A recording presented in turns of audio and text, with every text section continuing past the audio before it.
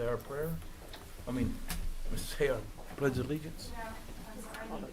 Oh, I'm sorry. All right, I'll get used to it. Iris De Carvalho, Here. Dave Here. Soldner, Here. Bagwell, Here. Garza. Yes, here. Pledge of allegiance. I pledge allegiance to the flag of the United States of America and to the republic for which it stands, one nation, under God, indivisible, with liberty and justice for all. Yes, our prayer will be given by Gary Getting from Elliott Mortuary. Shall we pray? Our gracious Heavenly Father, we pause here at the beginning of this meeting to give you thanks. Thanks for all your good gifts to us. We ask for your help through the difficulties and challenges that come our way in life. We're grateful for this country in which we live, the freedoms that are ours as Americans. We are grateful for our community and those who represent us here in this chamber. I pray for wisdom and discernment in the decisions that are made that affect all of us. We also pray for your watchful care over those who serve us out in our community as first responders. Lord, we're just grateful for everything that you do for us and pray that you guide and direct. In Jesus' name, amen. Amen. Amen. And proclamations.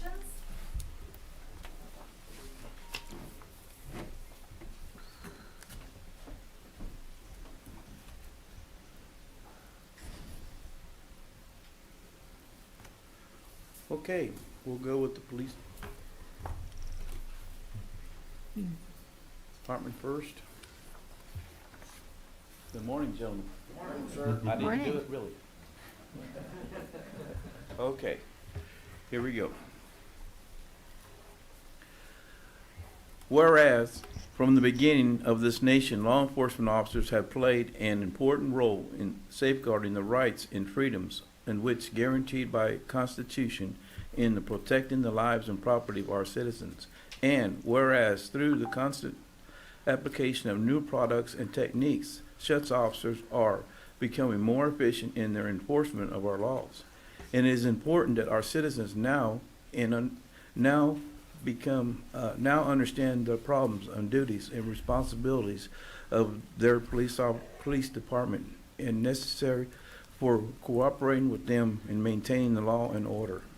And whereas it is fitting and proper that we express the gratitude for the dedication, service, and courageous deeds of our law enforcement officers, and for the contributions they have made to security and well-being of all our citizens. And whereas the President of the United States has designed May 15th each year as a Peace Officer Memorial Day, in the calendar week during which May 15 occurs as Police Week. Therefore, I, Steve Garza, Mayor of the City of Hutchinson, do hereby designate May 15, 2021, a Peace Officers Memorial Day, in honor of those peace officers who, through their courageous deeds, have lost their lives and have become disabled in the performance of their duty. I also designate the week of May 9th through May 15, 2021 as Police Week, in recognizing the service given by them, by the men and women who night and day protect us through enforcement of our laws. I invite all citizens of Hutchinson, Kansas to observe Peace Officers Memorial Day. Police Officer through enforcement of the laws, Police Officer Memorial Day. Officers Memorial Day and Peace Week with appreciations and ceremonies in which all our people may join in commemorating the law enforcement officers, past and present, who by their faithful and loyal devotion to their responsibility have rendered as dedicated service to their communities, and in so doing have established for themselves an enduring reputation for preserving the rights and security of all citizens. Thank you, guys. Thank you.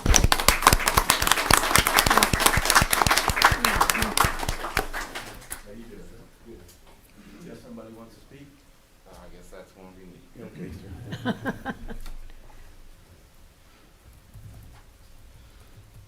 Thank you. As I'm not going to be elected for anything, I'll keep this brief. I wanted to thank you, the city council, city manager, and especially the chief for allowing me to speak. On behalf of the Fraternal Order of Police organization that we have, and those that have come, those that are here, and those that will be here, we humbly accept this proclamation from the city. We all enjoy doing our job for you because you are deserving of excellent police work that we provide. Hopefully that you see that every day that we're on the street when we solve those minor crimes about the dogs barking to those major crimes that may happen to this city. We always try to do it with a certain level of professionalism and class that you guys are deserving. So again, thank you for this proclamation. We are humbled and honored. Thank you. Thank you.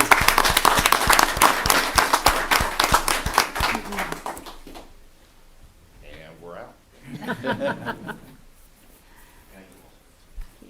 On behalf of the city, guys, we thank you for all the work you do. Let's have a wonderful day, and thank you for your service. Preservation Month, who's taking? Okay. Ryan, who's taking? I'm not prepared anything. That's okay. And I think we should have gone before the cops.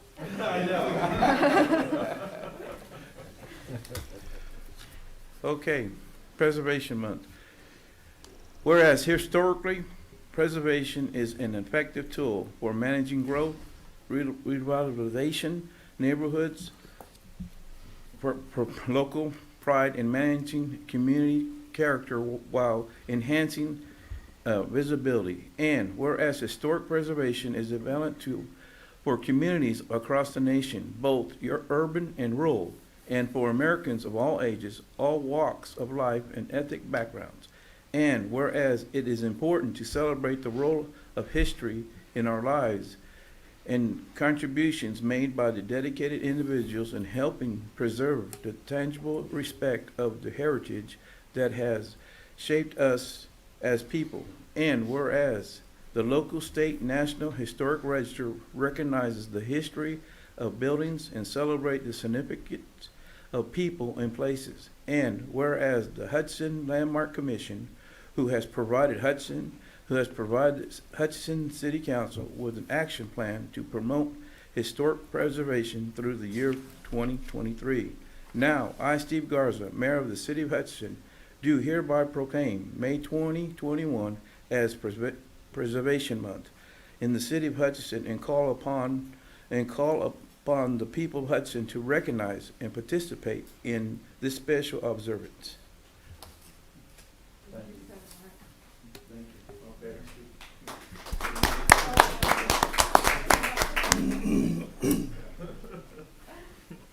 Well, thank you very much. Yes, historic preservation is a very important part of our city. We are one of the first certified local governments in the state of Kansas for historic preservation, and we have had a great partnership with the Kansas Historical Society really since the inception of the program. The city has over 200 or almost 200 different properties that are either within a historic district or individually listed, and so really I want to thank the Landmarks Commission for their continuing work to really protect these community treasures, and thank you to the council for understanding the importance of this, and we look forward to presenting our the historic work plan here later on this morning. So thank you. Thank you. Thank you.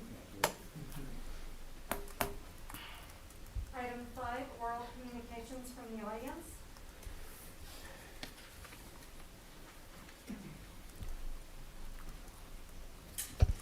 Good morning, Mayor and Council. Good morning. I'm Deborah Tufel with the Hutchinson-Reno County Chamber of Commerce, and I'm joined today by Jackson Swearer from Startup Hutch and Carrie Mayu from the Hutchinson Community Foundation.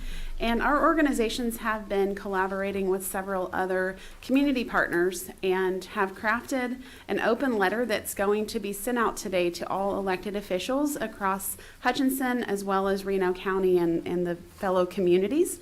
So I thought I would read that to you today and seek your input and participation. Dated May 4th, 2021, an open letter to elected city and county leaders in Reno County. The approximately $17+ million that our city and county are poised to receive from the American Rescue Plan represents one of the largest positive infusions of cash into local government budgets in decades. The decisions we make in the coming weeks about the fate of those taxpayer dollars come with high stakes, because they will determine whether we simply enjoy a brief stimulus or seed a new trajectory for economic growth and resilience. In 10 years, how will we answer this question? Did we merely spend the money, or did we invest it? As the American Rescue Plan funding flows through our city and county governments, deploying it effectively will require a team, and deciding the most prudent investments for our future will require input from the residents these decisions affect. Therefore, we call on Reno County, the City of Hutchinson, and other city governments to allow residents to prioritize 100% of the spending of this federal stimulus. Now I'm going to turn it over to Jackson to talk about citizen engagement. Hi, I'm Jackson Swear. The 67502 for the record, I guess. To help engage as many voices as possible, including small business owners, neighborhood leaders, social service agencies, philanthropic leaders, and corporate heads, our organizations, the undersigned, stand ready to partner with you in designing and implementing a trustworthy, county-wide decision-making process. The prioritization of funding can begin with considering a multitude of studies, plans, and surveys our communities already have in hand, such as the comprehensive plans by the City of Hutchinson and Reno County, the 5-year Community Improvement Plan, the Parks and Recreation Master Plan, the Housing Needs Assessment, tourism studies, and the recent Downtown Revitalization Study.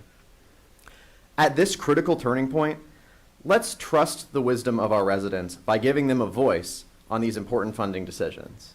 They have the answers we seek.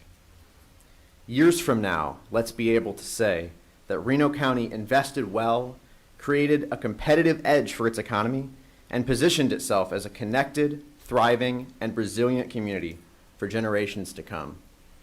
Sincerely, and I'll read the list since everyone on the TV and the internet doesn't have the list of the undersigned.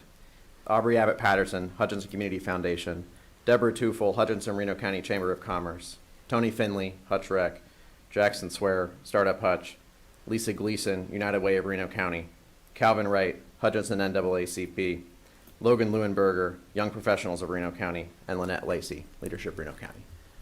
We'll stand for questions. Okay, what do you plan to do? What's your goal? That's a great question, Steve. So I think our objective is to get the city and the county to collaborate together on how to spend this ARP funding with resident engagement.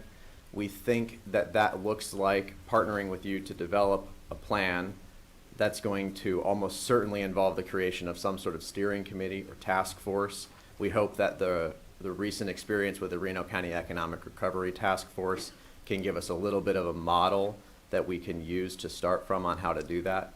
And then further, we hope to do resident engagement going to where people live. That includes going out into the county, into different neighborhoods, and to different affinity groups to seek their input, not based on nothing, but based on some of the existing plans and some of the things that are in place. So what we're asking from the city today is that you will join in on that process. Of course, you know, it goes without saying that these elected bodies, the county commissions, the city council here, the city councils across the county, ultimately have the decision-making power about how these funding decisions get made.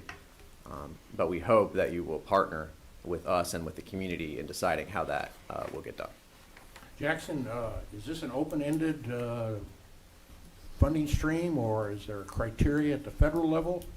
Well, yes, John, as I'm sure you know, there are going to be some federal requirements on how this funding gets spent, and I don't think anybody knows exactly what all of those guidelines are going to look like. I think later on in May, most people expect that we'll get some additional guidance from the feds on what we can do with those funds. And, that's part of the reason why we think that this partnership is so important. We know there are going to be some restrictions. Residents are going to have all kinds of creative ideas about what we should do. Not all of those things are going to be able to be funded by this, but we do think that getting that engagement and helping to prioritize what we might be able to spend the money on will ensure that we do that. We have a better outcome, and also that, frankly, I think the public perception of the outcome will be significantly better if we can engage residents in that process. Well, I couldn't agree more strongly with you, and I commend you all for initiating this process. I'm really excited about engaging in as many voices as possible. We expect guidance from Treasury next Tuesday, and the first tranche of money will hit the state then. The city should get it 30 days later. So I think the sooner we can get this process rolling, although the great thing about these funds is that we do have till the end of 2024 to use them, so we don't have to be in a rush. Okay, that's good. We can really invest wisely. It's not like the CARES money where it's like, let's just shove it out of there. So I would be in favor of putting together a steering committee to collaborate more effectively and make those type of investments. Do you have an idea of who would be the convener? Would you prefer that be somebody from the city, like our community outreach person, or somebody outside of the city? I think our collection of organizations is prepared to do some of the work of convening. What we're asking is for you to come into that partnership. I think that process may help with all of the elected bodies around the county if we can be bringing everyone together into a group I don't mind which is if I was a being convened representative of otherwise. the council in that discussion. I mean, I think the decision making about who from the council can be a party in that's certainly up to you guys. I think that some collaboration and partnership from staff at both the city and the county will, of course, also be needed. Okay, well, let's don't stop here, okay? Number one, as a mayor of this, of the city of Hutchinson, I would like to see Jeff, you be on the council on this, okay? And then we pick one of us to sit on the council too. You show interest, Sarah. I would like to do it too, but, I don't know if we want we could have 3 representatives from the city. What you're thinking? I think at this particular moment, as we're just rolling this out, we haven't had an opportunity to talk with some of the other partners at the county. I don't think that you need to make a decision at just this Okay. second about what to do about that, Steve. I think that you can have some conversations about that. So I'm not going to commit I understand. to that, right? Yeah, I think that's fair. So we'll make a decision. I'd really like to have Jeff on it though for I one. absolutely agree. I Okay. think, yeah, I agree, Steve. I think that both Jeff and the county administrator, because they're going to be so integral to the process for how the funding really gets spent and how that process works, are Okay. going to be critical partners here. And then we'll talk and then we'll get you a city council member and let you know. Does that work? Absolutely, thank you. I think the process that Jackson alluded to with the Reno County Economic Recovery Task Force that really took up the charge during the pandemic of how we address the pandemic from April of last year forward is a good framework. I wouldn't suggest that it is the right task force for this task, but a model like that really engages different segments of the community, and you all had representation, and we'd be glad to work with Jeff on how this formulates moving forward. Like Jade said, we need to get moving on this. So we plan next couple of weeks have a meeting or what do you think? I think that would be I don't want to great. put you on the spot, but I think it's important that we get going, right? Mayor, if I could jump in real quick, if your indulgence, if that's okay. That's okay. Our budget discussion's coming up. Right. We don't yet know exactly how we're gonna be able to plug this in, and we Right. never anticipated that even though this was a direct allocation to the Right. city, that 100% of the funds would be utilized just on CIP projects or things of that nature. I think we were all at the same opinion that that money would be spread across to the businesses and some of the outside organizations. But I think in some of our budget discussions going forward, we're probably going to have a little better feel for Right. where some of this money could go and how that will relieve some of the pressure against some of the other projects that we're talking about. And again, I don't yet know, I don't think anybody in the room yet knows what the eligibility looks like for that exactly, but I think we'll probably have a better idea. And when some of the outside agencies come in and they adjust their budget requests, they very seldom go down, they often go up. We might be able to plug some of those dollars into those requests as well. Sure. Without hindering what's being suggested today. I agree completely. Yeah, thank you. So we're really not gonna have a full picture of ours until our budget talks, right? I think it'll help us Okay, to have that first, yeah. okay.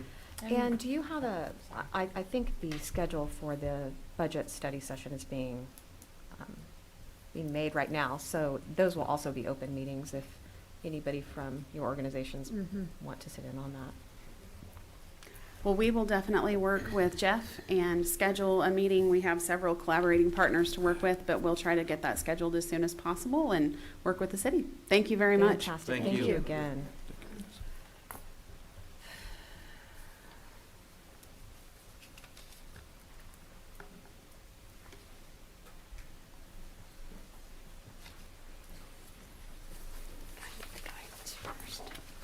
Okay, okay, next. Haven't been to one of these before, so I was like, I don't know how this works. So hello, first time here, so sorry I don't recognize anybody. Could you do me a favor and state your name and address, please? My name is Chris Mullins. I live at 612 West 24th Avenue here in town. I've been there for about 4 years now. Okay, Lived in Hutchinson for 8. So the reason I'm here today, and I'm a little late on this, so I apologize, but back in November on the 30th, my daughter and I were involved in what most would consider a very serious car accident. I don't know if anyone in here is aware of that, but we walked out, we were healthy, minor cuts, bruises, things like that. But the root cause of that accident was that it was an uncontrolled intersection, and we were about 1/4 of a mile from home. We were at the intersection of Heather and Van Buren. And I'm not here to dispute a ticket or anything like that. I did get a ticket for that. I've paid that. My child's okay. I'm okay. I want to move on. But the next day I went out and, well, a couple weeks later I went out, talked to the locals in that area, started a petition, and I got signatures from just about everyone on the street that answered the door. One individual did not sign because he was a member of the city of Hutchinson, so he didn't want any involvement there. But like I said, the reason I'm here, I would like to have a stop sign put there. That way we can continue to travel that road. When I talked to the locals, they said they've seen a lot of near misses. They've seen kids almost get hit. They've seen people walking their dogs almost get hit. And it's a very, very dangerous intersection. It's a very busy intersection. I did reach out to the city, and for the most part, the answer that I got was based off of probability that that individual did not feel the need to put a stop sign there. But when I went out and talked to the locals that live in the neighborhood, they had different opinions. And they were also happy that I was doing this, and they felt guilty because, you know, they hadn't spoke up and this could have all been avoided. So I'm not necessarily here for myself. I'm just here for someone else that this could possibly happen to. So I don't know if this is the place to discuss this, but I would greatly appreciate it if you all would, you know, at the least look into it. And I will do a follow-up, and I'll continue to call because I'm just trying to protect life at this point, because for anyone in here that has children, you know, the thought of almost losing your 3-year-old is not cool. And my wife was pregnant, and we had another kid due in 3 weeks, and she's here now. But yeah, just a very scary moment, and I wanted to come to you all and try to get it fixed so no one else ever has to go through that. So Yeah. that's all I have. Well, And no, thank you so much for bringing this up. I believe, Chief, didn't we exchange some emails about this same area? And I don't know if a traffic study could be conducted there? Or- This was an area that was reviewed previously. I think police department looked at it, and certainly engineering looked at it. And guys, this is just like one of the exercises we had in our work session. It's where it doesn't meet criteria or the warrants, but yet there is a desire and a curiosity of the locals that would like to see something done. So this, if approved, if we did do something, it would not be consistent with policy, and so it would involve you all in doing something that would be kind of a one-off. Yeah. Well, that whole development over there, Countryside West, there aren't there aren't stop signs throughout, so we would need to look at the areas that have the most. Yeah, Chris, there was recently, the Yeah. last few years, there was a similar situation up on Tyler Street and Okay. Old Farm Estates. I happen to live in that area. Okay. And the same process was undertaken as the city manager described. In the end, I know it wasn't a complete request. In the end, there were additional yield signs to the intersections that seemed to help somewhat. Okay. So, rather than just to completely close our minds to this and don't meet the criteria, I certainly in empathy with your concerns. And working through the bureaucracies, I know is a challenge. But I think we need to take a serious look at this. And if we deviate from it, we deviate from it. Okay. But, And if you're not familiar with the area, the other person was not. The houses are so big there that when you're traveling Yep. southbound, you know, by the time you see them coming at 30 miles an hour, it's yeah, there's too some late. blind spots there and some trees that There obstruct is. some vision, and so, yeah. Yep. And I believe that individuals who, you know, would actually have the signs in their yard, their signatures are on that as well. They're all for it. So, Okay. again, I'm just Have here to go to look at help it. out. And the what next is the person. difference between like over there near, let's say, like where I live, 22nd, and over there near not Morgan, I totally just Wiley. Sorry, over near Wiley, off like 22nd, 23rd. So we have stop signs on every other block. This would look different to you because it's really the heart of a subdivision with curved streets. They're curvilinear, they're not straight, they're not on a grid really. It would really be the one only intersection in the subdivision that would receive a stop sign. And so it's to drive it and look at it, you'd be surprised that such an accident occurred in that location. I found it to be that way anyway.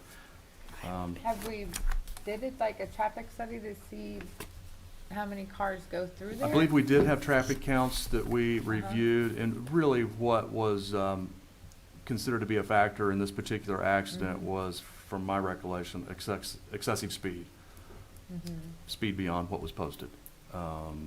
Now, I wasn't there during the accident, I can't, swear to that, but that was a contributing factor, and could be a factor anywhere you would have such an accident. But Mr. Daveline's suggestions, I think, are on par with what you would likely do that would be reasonable. If you put one in this location, you've got a myriad of other locations that might be Gotcha. more deserving of this same thing, and at what point, what do you do? Where do you stop? That's the quandary. Yeah, because the stop sign's not gonna control speeding. Never does. No. Chris, I used to be the traffic signal technician for the city of Hutchinson, and when we put any traffic lights or stop signs, they have to meet a certain criteria. It's called warrants, and they have to meet these warrants, and that's how cities and states see how they need a traffic device of some kind. So what Jep was saying, probably we've done that, or we should have done that, or whatever, but there's a certain criteria we go through that we do to put stop signs in. So if it doesn't meet the criteria, then, or we can override it, but we usually go by the criteria of the traffic warrants, and that's the way it's done. Okay. So, I just wanted to bring it up, and like I said, Yeah. I don't want to say if it happens again, but when it happens again, I know that I did my due diligence, and Yes. I brought it to you all's attention, so it won't be on my shoulders at that point. And I would like to see the traffic study numbers because I haven't, and I've been contacted by multiple residents in that area. So I still think we should consider it. We, of course, put a stoplight in, on 11th Street by the Cosmosphere when it didn't warrant. It was actually a whole stoplight, not a stop sign. So I think that criteria is there as guidance, and we should take a closer look at it. Because I think, because if you have a stop sign going one way, that means that even if the person's speeding going this way, that other person's gonna stop and not get hit. And there was no speeding on the police report. Yeah. There was no negligence on my part, nor the other drivers. It's, you're driving, you don't see a stop sign, you don't stop. I mean, it's Yeah. just how it is, and, speeding was not a factor in this one. I know Could you one- alluded to that, but it was not. Could one, like what Dave Lane said, the yield, where one lane has to yield to the other? Like if there's, so maybe someone's trying to pay, like make sure that you are not just going through unless it's clear, right? Is that what the yield sign would be used for? There's a multitude of options that you could impose here. And what you'll find when you're in the subdivision reviewing this and considering is, well, if we do it at this intersection, the expectation of the driver would logically be that you would then have the same position at the next intersection, and there wouldn't be. So you'd be aware of the fact that you might create some expectation of a motorist that this same situation would exist at the next intersection, which isn't signed either. So you kind of get into that as well. Certainly something we can look at together as a group and see what you want to do. Because I've seen it where people with these intersections that don't have anything, stop signs, yield signs, nothing, people are just going through them, you know. And that's drivers, you know, you have to make sure that you look, but I would like this, I don't know how blind it is, right? Like, because, you know, it can be difficult navigating traffic here in Hutchinson. I know this, like, if you go to the intersection of 5th and Monroe, right? That's an extremely dangerous intersection. Honestly, that probably needs turn signals. Because the majority of the time, you can't, if you have a car here that's trying to turn left and a car here that's trying to turn right, because of the way the buildings are, you can't see the other lane, so you don't know if you can turn right, and this person can't see the other car, so they don't, so then the cars all end up stacking up, and then these cars are going, like, you don't. So sometimes people will try to be like, I think I can go, and that's where the majority of accidents go with that. So I honestly think there's a lot of issues in Hutchinson that need to be looked at as far as traffic goes, and having maybe some safety concerns. When you're trying to get out of 8th Street on Adams, right? Sorry, not 5th and Monroe, 5th and Adams intersection is one I was talking about. That one's really difficult to navigate. If you're coming out of 8th Street onto Adams, there is like an apartment complex type thing, and then there's parallel parking for that apartment complex. You can't see that there's cars coming because of how they were granted permission for the parallel parking to be put there, right? So do you know how you get out of that intersection? You have to wait till you see a car before it hits the parallel parking. You have to count the 10 seconds to make sure that any cars make through, and if you don't see any cars for 10 seconds, you go for it and you try not to get hit. And that's how you get out of that intersection. I wouldn't want to create a bias by suggesting that I'm just saying there's a lot of areas in town I think need to be looked at. line of sight obstructions certainly are always a concern, but and I don't want to bias you, but when you tour this area of the subdivision, I think you'll probably conclude that there's really no line of sight issue. It's really a rare, unique situation to consider. Okay. Certainly worthy of your time driving it. Yeah. Chris? Thank you for bringing this to our attention. Yeah, Thanks, thank Chris. you. Want to give you your stuff. You're Thank you, welcome. Chris. I'm sorry, I have to head home. My kids have to get ready for the babysitter. Okay. Okay, Thank you. Have a you. wonderful day.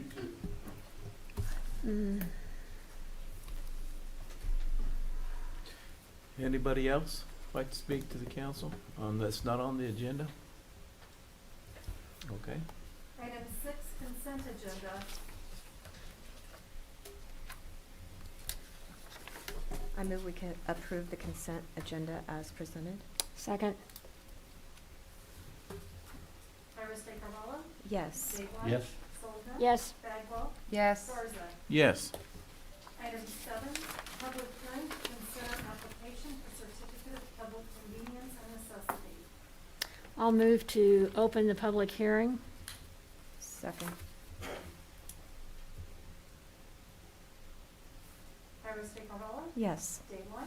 Yes. Sullivan. Yes. Bagwell. Yes. Garza. Yes. Good morning, Mayor and Council. Karen Weltmer, City Clerk. I received an application for a certificate of public convenience and necessity on April 13th from Samantha Ratley to operate a taxi service within the City of Hutchinson under the business name of Axel's Taxi. City Code states the governing body will fix a time and a place for a public hearing, which was done on April 20th per Resolution 2021 R3, setting the public hearing for today. Notice is to be given to the applicant and to all persons whose certificates of public convenience and necessity have been issued. On April 20th, I mailed letters to the 4 current certificate of public convenience and necessity holders on record, as well as Samantha Ratley. Helping Hands Shuttle's letter came back to me undeliverable. The owner's driver ID certificate expired in March of 2021, and the number I have for the business is no longer in service. Also, while Hutch Ride's letter did not come back to me undeliverable, the owner's driver ID certificate expired in February of 2021, and the number on file is no longer in service. Therefore, I'm uncertain if either is providing service or not providing service in the community. The other 2 taxi providers, Hutch Taxi and Roadrunner, verified receipt of the notification of public hearing and let me know they plan to attend today's hearing. Following city code, the governing body set the required public hearing and all required letters were mailed as previously stated. The governing body's duty now is to determine if additional taxi cab services in the city is needed by the public convenience and necessity, and if the applicant is fit, willing, and able to perform such public transportation. If so, direct the city clerk to issue a certificate stating the name and address of the applicant, as well as the number of vehicles authorized.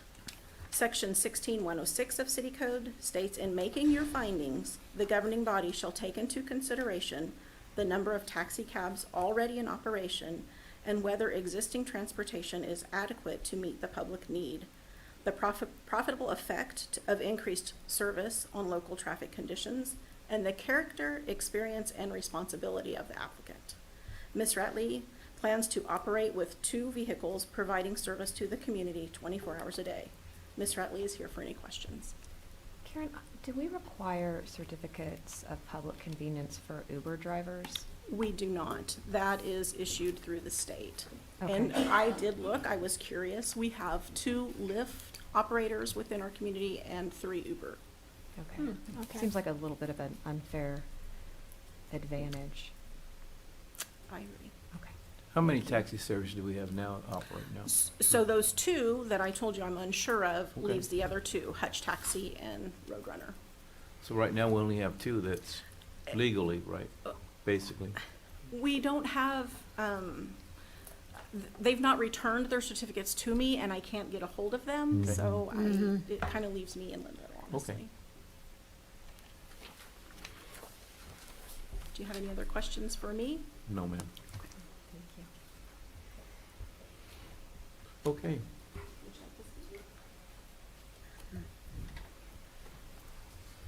Hello, my name is Samantha Ratley, and I live at 1450 Arthur Street here in Hutchinson, Kansas.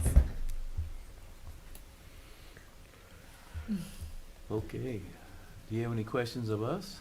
I do not have any questions right now.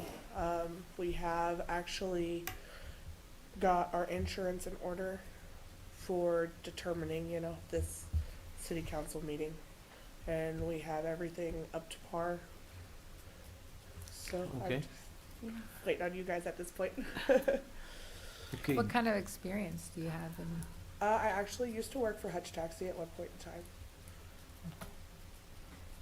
Well, I'm one that's obviously a very strong proponent of a free enterprise system, and certainly commend you for wanting to go into business. I typically, in the past, council, have referred to the code that we have here that says, in making those above findings, the governing body shall take into consideration the number of taxis already in operation, whether existing transportation is adequate, so on and so on. I've always wanted to ask the question is, what's the right size for Hutchinson? Is it 2? Is it 4? Is it an unlimited number? I don't have a clear answer to that question there. So I don't think how we anybody- evaluate that as far as establishing or approving this certificate, I've always been puzzled by it as to what is the right size for Yes. Hutchinson. So, but I'm a free enterpriser, and I compliment you on your pursuit of wanting to go into business. So. I honestly But it's think always a it- question. Yeah, I honestly think it's a silly code. I mean, to have to jump through all these hoops if if we have 10, those who aren't providing a good level of service are going to be weeded out by customer choice. So, yeah, I'm I agree with you totally, on that one. Yeah. totally in favor of it. I Well- assume that the vehicles are inspected, they meet certain safety criteria. Yeah, Yes, we do inspect all the Okay. vehicles initially. Now, Mhm. we don't have the authority to inspect them annually, although we would Okay. like to. Yeah. We do inspect them before the certificate of necessity is issued. And And I- they have followed all the rules that I've asked of them. okay, and I assume that drivers are background checked and all that kind of good stuff? That's done. I send the applications for the driver ID certificates over to Uh-huh. the police department, and they do a Okay. check of their driver's license to make sure that they're active. I Okay, think that that's their requirement there. okay. I do Thank know you. of occasions where we have received complaints, and it's normally airport traffic, of unfair rates being charged and maybe discourteous service. And I don't believe that's pertinent to any of the matters that we have before us today. But I guess all I would throw out is that might be one way that we could consider maybe performance on some of those. And I agree completely with Yeah. Jade. There's no way to regulate the others. And the market eventually will weed that out on its Yeah. own. But when we receive a complaint, we tuck it away in a file for when that comes up for renewal, and that's about all we have the authority to do. Yeah. I've been reached out to several times that the level of service that Hutchinson has as far as our taxi service is I mean, and don't take this in any way, I understand the taxi service people are here, but I do get calls on regular basis that our level of taxi service is not great in Hutchinson. It would be below satisfactory currently. So I would welcome any kind of competition Yeah. to the city so that through competition, we can raise standards. Thank you. Any other questions for her? Okay, can I get a motion? Well, I think we probably want to last. Perhaps Yeah. there's other I'm comments? learning, Yeah. okay. Anybody else? Any audience like to speak?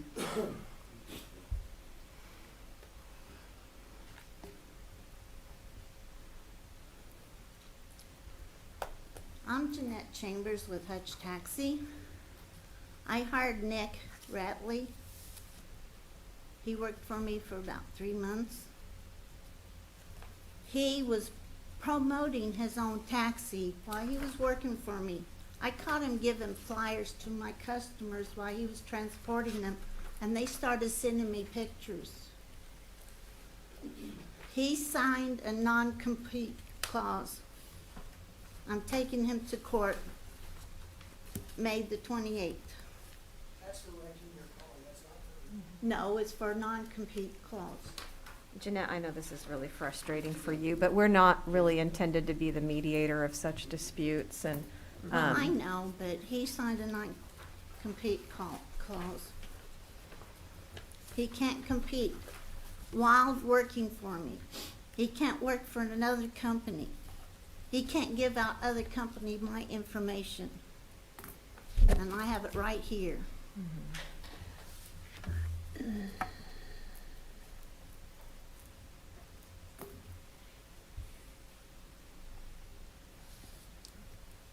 And is that just while in employment?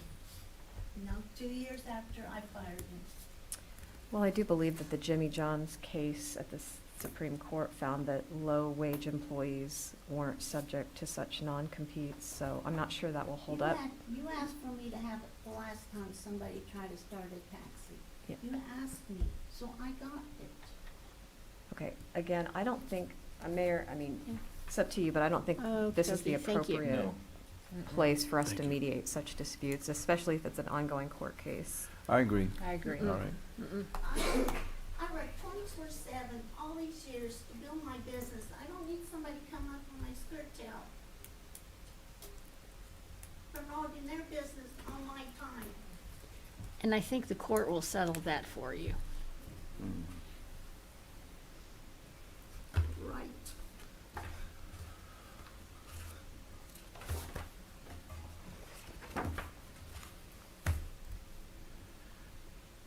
Is there anybody else who'd like to speak? Straight on.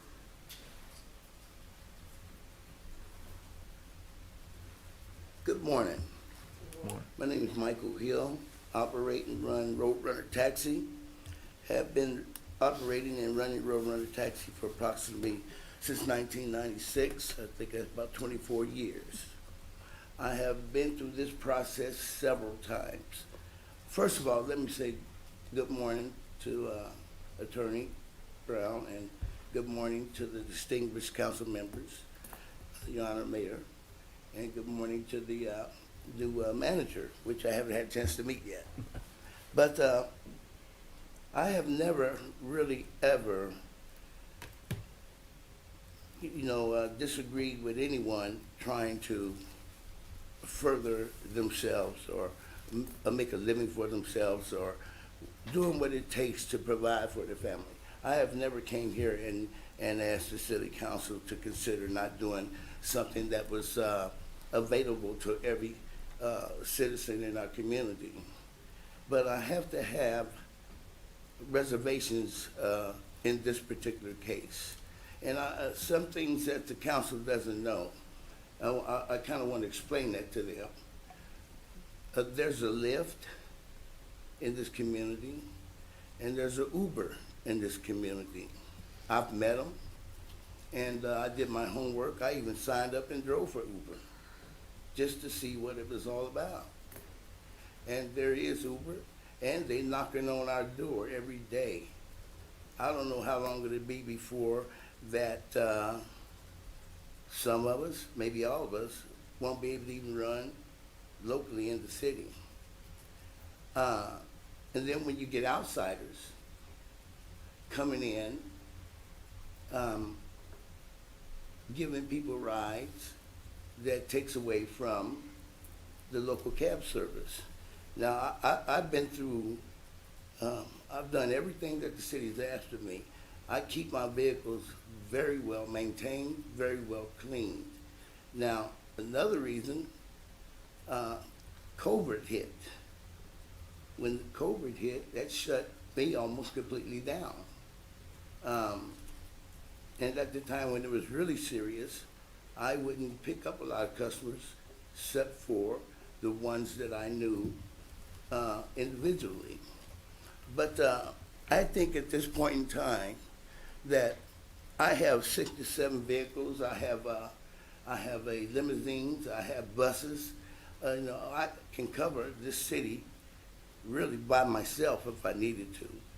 But myself and Janet's been doing it for a long time now. I came in right after Hank Olivera when the city was, I think the city was, how would I say that, sponsoring him for a few years after the city gave up the taxi business and allowed Hank to carry on with it.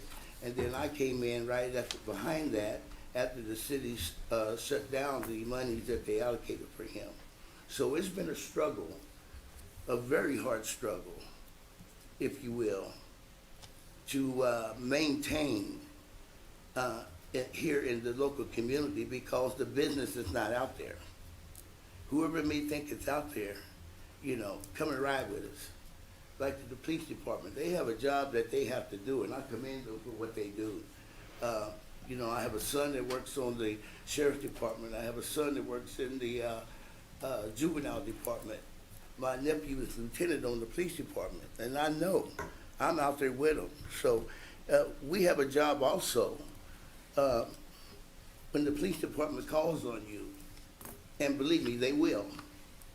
In the middle of the night, you have to be willing to get up out the bed and assist the police department because they cannot transport drunks that haven't broken the law, but they can't drive.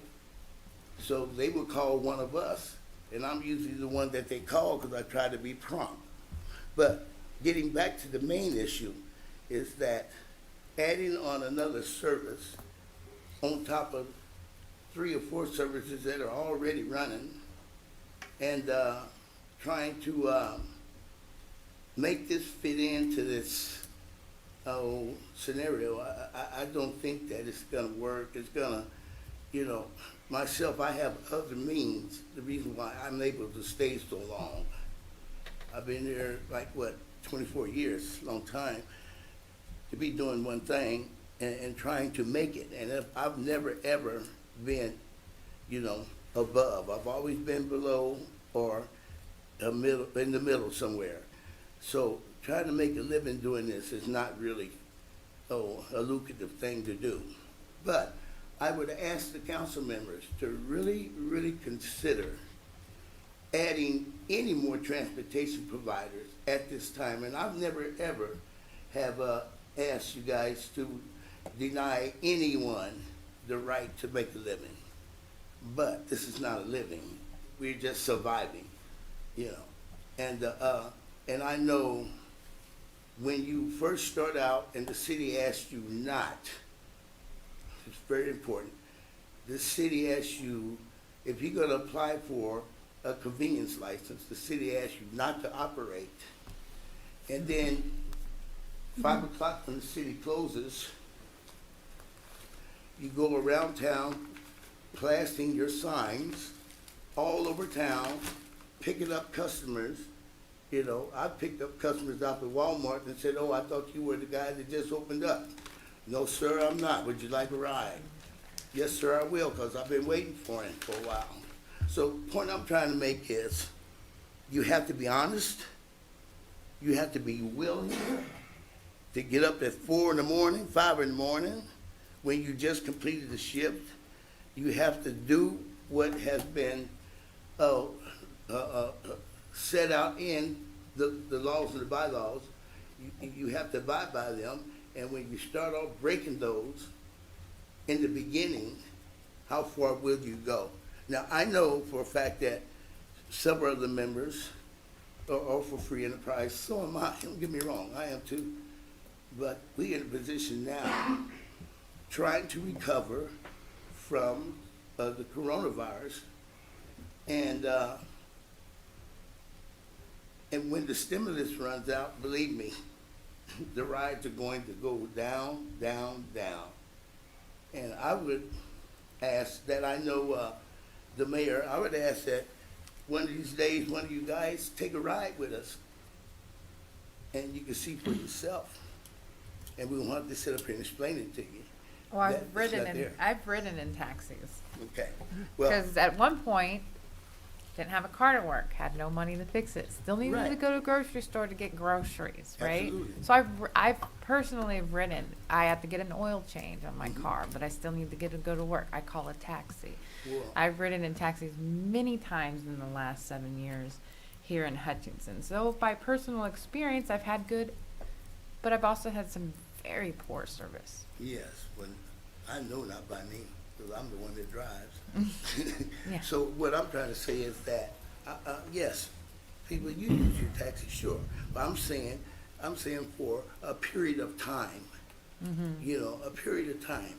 But maybe you don't have that time to do that, but I'm talking about 4 and 5 hours. Get in one of them and ride with that cab driver and see what he goes through.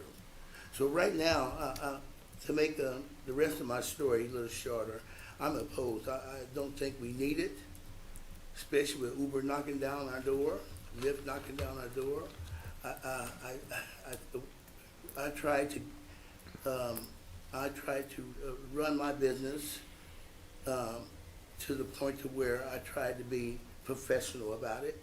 I try to do what's required of me from the city, and try to stay as long as I can. I thank you. I would like you to consider that, and I appreciate you talking with me and understanding. Thank you, Mike. Thank you.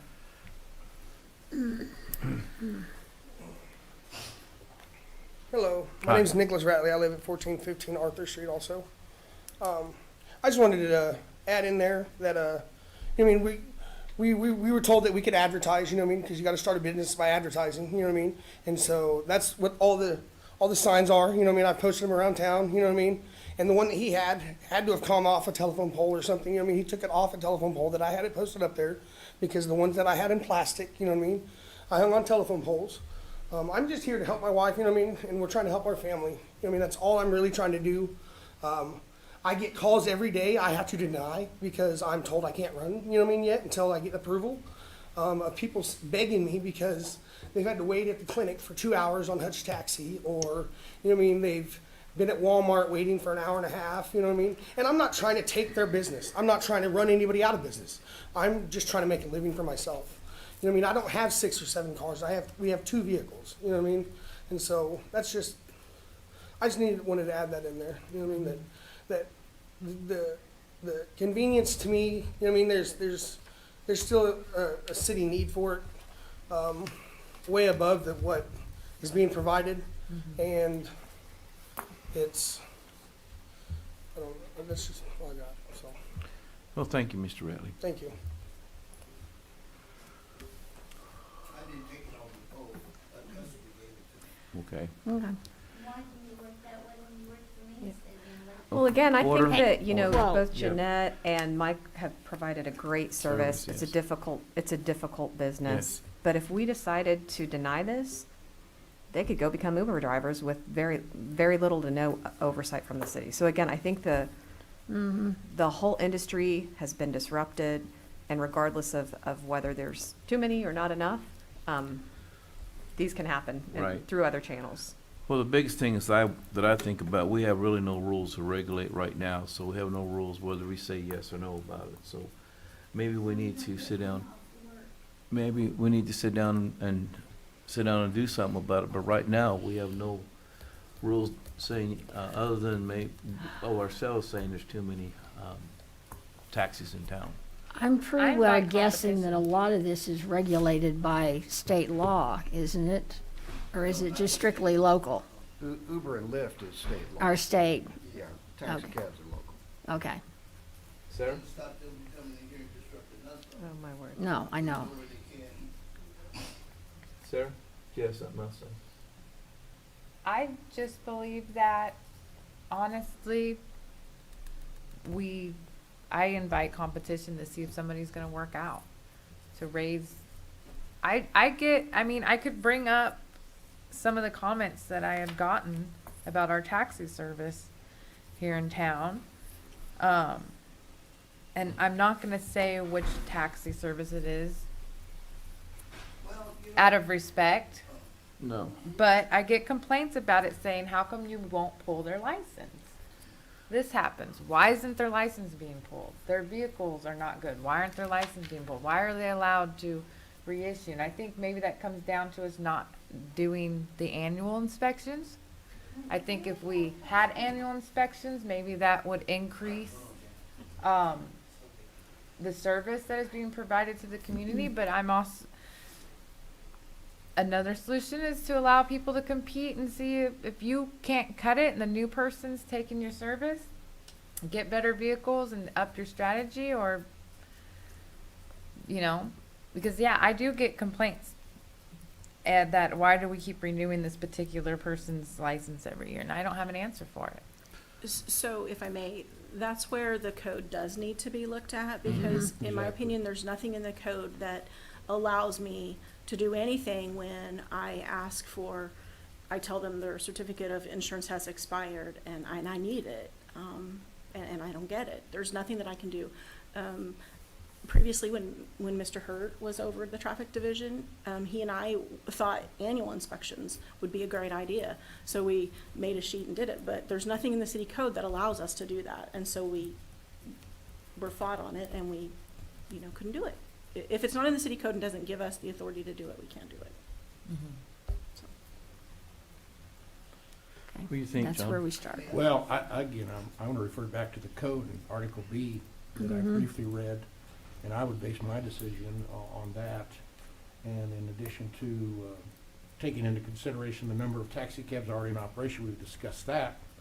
But what we particularly haven't addressed maybe is the latter portion of the code that says the probable effect of increased service on local traffic conditions and the character, experience, and responsibility of the applicant.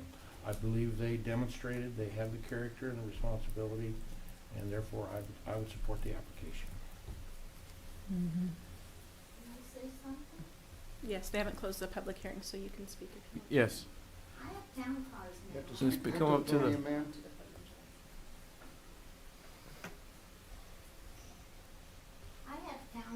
now. I up my business. I'm making it better. And if I hire somebody that tries to run my business, that's not my business's fault. He quit me in the middle of a rush, and I couldn't get to my customers. Yes, it took an hour, 2 hours. When he pulled that stunt on me. Ma'am, I understand that, but this is not the place or time here. We understand. Yeah, you need to take that to court. I am taking it Okay. to court. Yes. Go. And then if you make a customer mad, because they're rude and disrespect us, yeah, they'll run to them and to her and complain. But we don't have to serve them. Maybe that's your right, and that's why we need to make more, we need to do something like you like to get in the code and make it more strict, or have some way we can monitor it. Right? We need to have the authority to be Okay. able to do something about it, but I don't have the authority. I know, so. that's, yeah. Okay. Code revision. I think the present time, I need to make one more comment. Come on up here, Mike, please. I realize that, it's a situation to where our codes and stuff are, might need to be adjusted or whatever the case may be. But why don't the city just do this? Because out of everything that you do, you allocate funds for our streets, and, you have to, make decisions on much greater things than this. Won't you consider just, how you say this, dispose of it? Because Uber's gonna, Uber is, they giving me fits. I do my, mostly my out-of-town runs, so, and then you're gonna have people complain about that, you can't get a cab this time. Well, I'll be honest with you, I turn people down because $125 is better than $10. My Wichita trips are more to me from here to Wichita. I make in one day than I can make, in a week. So, just by saying you get a lot of complaints, you very well do probably, but I hope they wouldn't, without singling out individuals. I take a lot of people to Wichita. I don't have time to actually run every day in the city. So my suggestion to the city council is to remove all the codes and just let them run. That would keep you guys from having to discuss it, because fair enterprise is enterprise. And John's right. I believe that people need to have a chance to, make money and be able to, if you can cut it, you can cut it. If you can't, you can't. So, but that would be my suggestion. I thank you once again. Thanks, sir. Okay, anybody else like to speak? If not, do we have a motion? Motion, yes. Close the public hearing. Motion to close public hearing? Motion to close?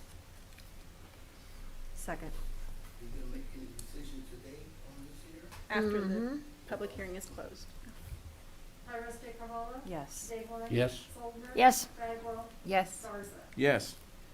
I would move to approve the issuance of a certificate of public convenience and necessity to Samantha Ratley to operate a taxi cab in the city of Hutchinson, Kansas, and direct the city clerk to issue said certificate. Second? Iris De Carvalho? Yes. Dave Yes. Soldner? Yes. Bagwell? Yes. Garza?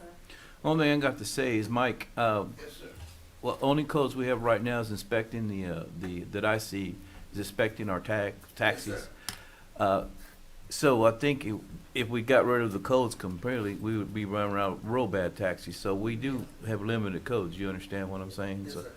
so at that, I believe in free enterprise right now. We need to get something together to regulate more on these taxis, and come together with all the taxis to see what we need to do. So at that point, I vote yes.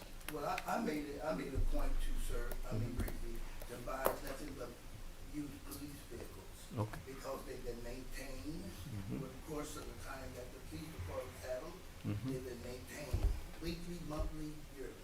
Sure. So I buy those, because I know all I have to do is just Right. I'm in very, very, very good shape. Yes. Yes. Thank you. Thank you, Mike. Gee. Let's make them buy medallions like New Thank you, York. guys. Thank you guys so much. Thank Item 8, consider initial review of donated art from Lavella Kelly. Good morning, Justin Combs, Director of Parks and Facilities.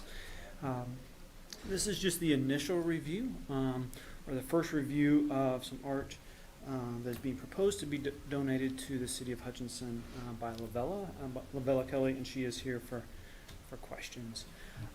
Just a quick glance at what the sculpture is to look like. It is 7 feet tall, has a wingspan of 5 feet. It's constructed of steel, be painted steel. The donor is Lavella Kelly, like I said, and the artist is Nancy Bull. And I failed to put the name of the artist or the piece, but it's Majestic. Is that correct? Majestic. And that is just a conceptual drawing at this point. Location for the piece of art is on Main Street, just north of First Street. So you can see the little red circle. There is an existing pedestal there that's been used for the Sculpture Art Walk program. And so that is the location that Lavella is proposing that the art would go to. So a little bit about the donated art policy. It's been a while since we've walked through it. So there's multiple steps. The first step is that the city receives the proposal, which was in your packet. Second step is the initial council review, which is where we're at today. And basically that is just to look at the proposal, and council has really the ability to ask questions, to just flat out reject a proposal, or to send the proposal for formal review through the Art Design Council. And at that point, Art Design Council we have a list of criteria. We'll look at the artistic value of it. Staff will look at the site, any maintenance concerns, those sorts of things. So we'll get a much deeper review if it's pushed to the Art Design Council. Then it's up to the Art Design Council to make a formal recommendation back to City Council. At that point, City Council has the option to formally approve or deny or request changes to that piece of art. So it is at this point staff's recommendation to forward the proposal to the Art Design Council for further review and to come back to you with a final recommendation. So with that, I'm done with my piece of it. I would be happy to answer any questions, and Lavelle is here, and I'm sure she would love to talk about the piece and what it means to her. Any questions for me at this point? There also will be a staff liaison that's indicated in this, and I will be that person to kind of make sure we walk through the process, we get contracts signed, those sorts of things, and then I'll report back to City Council. Okay.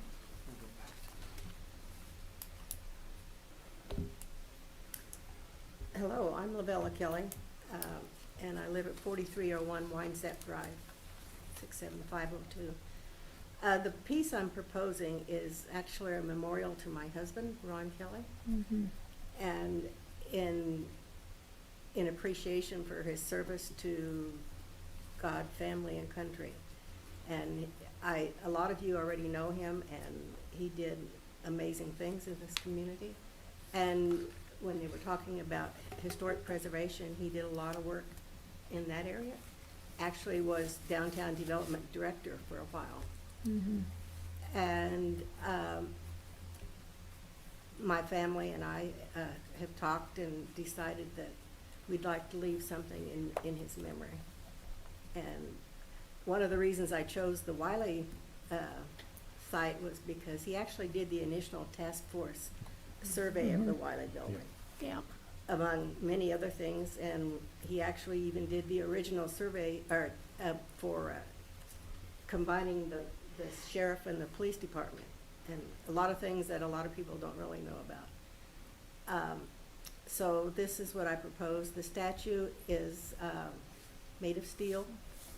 It's actually quite expensive, but I figured he earned it. The value of the statue is, I think, around $15,000. Nancy Bowl is an artist from Wichita. She has a piece now that's downtown on the corner of I believe it's in front of the bookstore, but I wouldn't, yeah, I think it is.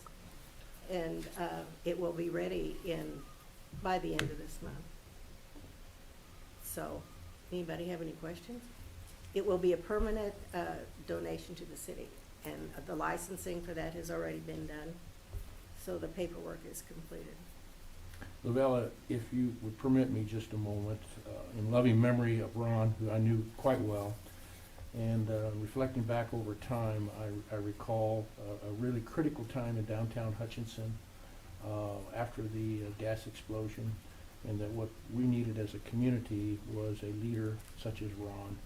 And he stepped forward and really was the conduit to bring what we have today in terms of downtown Hutchinson and revitalizing downtown. And so I had the greatest respect and admiration for Ron, and I so appreciate what you've offered. He actually was on the original streetscape project. Yes, he was, yes. Which right. did the designing for, and his dream was that it would go to Cary Park. We haven't made it there. There we go.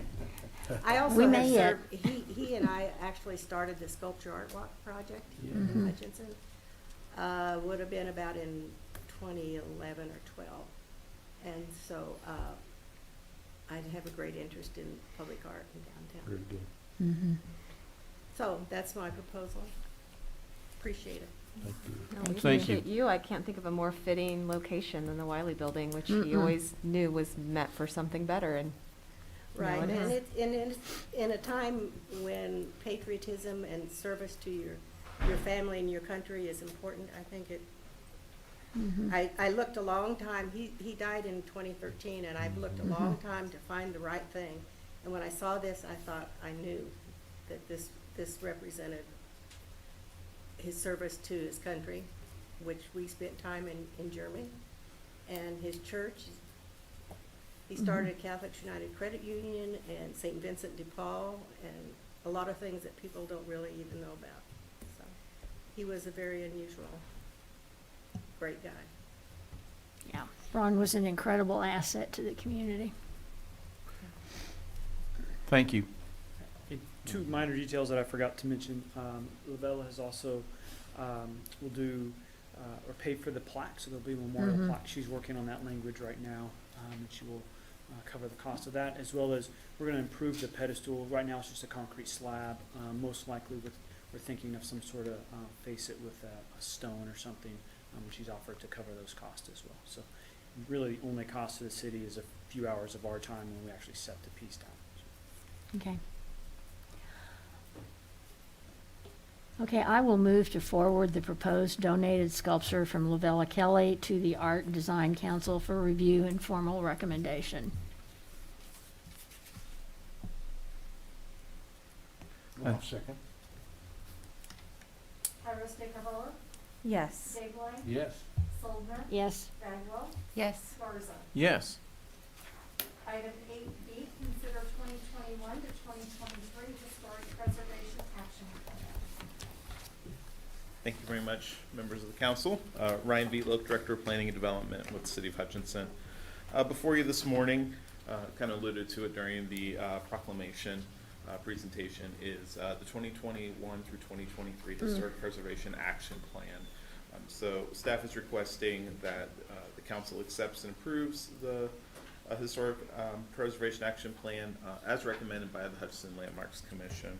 So I'll kind of go through a little bit of the history of kind of how we got here, a little bit of summation of the 2018 through 2020 action plan, and then what we're changing in the 2021 through 2023 action plan. So this will actually be the third historic preservation action plan.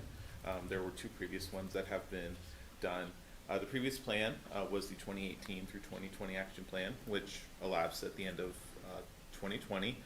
Due to COVID and reduced staffing, unfortunately about half of the strategies were not completed. We are hopeful as we get back to a little bit more normalcy with COVID, as well as some more normalcy with staffing within the department, that we can be a little bit more proactive and get some more of these items completed. So this revised plan has actually incorporated many of these strategies into the new action plan, as well as expanding upon some of them that we were able to work on. So There are three main goals of the 2021 through 2023 action plan. That is to continue the education of residents, business owners, and development professionals, including realtors and contractors, about what their role is in the historic preservation process, continuing to preserve local historic sites, and then maintaining up-to-date information and resources for historic property owners. So you may remember that the Landmarks Commission and staff did some work on number 3, kind of spelling out really what the benefits are to property owners, and educating them on some of the misconceptions about owning historic properties, and really what the value is. There is a tool that's on the city's website that actually kind of estimates improvements and what the value of that is to their property, and some things like that. So continuing that work is really a major part of it. So I won't go through everything. I'll just kind of pull out a couple of interesting things. So the first goal, as I said, is educating residents, business owners, and development professionals of what their role is in the historic preservation process. Part of that is continuing to work with our local development and design professionals to give them some continuing education credits in order to talk about what is actually involved in historic preservation. So this can be things like, as I mentioned, talking about, sorry, I lost my train of thought there, revitalization of buildings and historic features and things like that. A really popular one is a window replacement seminar that the state has done in different communities, and that is something that the Landmarks Commission is looking at possibly wanting to do. I'll jump down here to the bottom. One of the big things is prioritizing small educational opportunities through local organizations to provide targeted education to downtown property and business owners. The downtown has been very successful. We've had several of our business owners that have utilized tax credits to revitalize some historic buildings downtown, and that is something that the city's been incredibly successful with, and we really are trying to encourage other property owners to look at that as a possibility. And so really working with them, as they're really some of our best advocates of the tax credit program. They are able to work with some of their fellow business owners and property owners downtown to really kind of talk through that with them. So we think that's an excellent option. The main one I'm going to talk about here is the Memorial Hall use study. That is something that is actually in the CIP.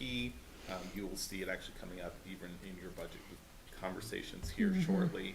And that is that we are proposing to go after a Historic Preservation Fund grant and HPF grant through the state, working with the Parks and Facilities Department, and really doing a use and rehabilitation plan for Memorial Hall. It is an investment. I mean, we are talking, a good plan is probably going to be several tens of thousands of dollars,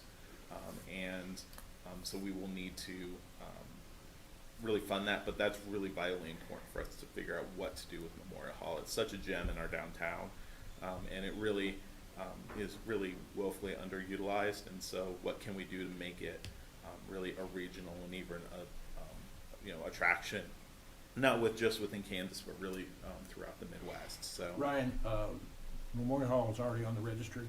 Yes. Okay. Yeah. It's listed, excuse me, both individually, and then it's as part of the downtown historic core historic district. So yeah, it's a vitally important. The Landmarks Commission, that's probably their major thing that we want to see get done in the next couple of years. And then kind of looking at that is as time continues, more things become more historic, and so looking at Hutchinson has a lot of really good mid-century and kind of modern architecture, and so looking at do we do a survey on what those buildings are and how do we preserve those. So really in the Midtown area, that's a perfect example. We've got a lot of things from the 50s and 60s and 70s that are now historic.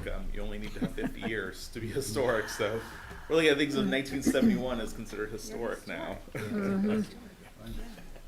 We're not historic, Sarah, but they're all historic. Yes. And then last, this is really kind of exciting, really is to continue to really educate both the community and the property owners on some things. And so working on an illustrated architecture dictionary to put on our city's webpage. This is something, where you really can actually illustrate, what is a, what's a facade, what is a different type of, different historic type, what's a Queen Anne, what's a prairie style, what's a Foursquare, those type of things, so that people really kind of begin to understand what the nomenclature is behind all of that. So, just coming from a personal perspective, and being so, is there any benefit to? Is the benefit to being a historical building outweigh the nuisance of red tape you have to go through when you own a historical building? Because when you say expanding on more, I'm over here like, oh, let's pump our brakes on that. Because I feel like there's some areas of residential that are in Hutchinson that should probably be taken out of the historical. Absolutely. And yeah. so I'm more of like, let's do survey to see who we can take off and not so much add. A good example is Houston Whiteside. Okay. Houston Whiteside is a gem in our community. I mean, it's really one of where a lot of our old historic homes are in the city. But yes, it was probably made too large. Yeah. And we're beginning to see that, where you're seeing some of the deterioration in that Okay, district. So we really want to focus. Yeah. And I think that's what the Landmarks Commission would say as well, is we really want to focus. We don't want to just have a broad brush. Yeah. But there are areas of the community that I think most people would agree probably do need to be protected. So we need to have that conversation. But and also really, it is a conversation- collaborative. yeah. It is a collaborative thing. It's and a not, conversation on maybe removing some yes, as absolutely. well. And it's Okay. not just the city coming in and saying you shall do this. Yeah. It is Yeah. a conversation with the property owners Okay. and with the people in the area. So Okay. district can't be created just unilaterally. There needs to be that kind of conversation with the property owners. And then here's actually a really excellent one is we're always looking at what are accepted materials, because that's the hard thing is, okay, what it's difficult to get historic materials for a lot of these things. So the state and the feds have given us some guidelines on things that, okay, what is an accepted material that you can use to substitute that? What's cheaper? What's easier for a property owner to use? And so we are continuing, always doing research as we get new ideas that come in from property owners. We just had one last week. It was somebody who wanted to put a vinyl fence in Hyde Park on a historic property.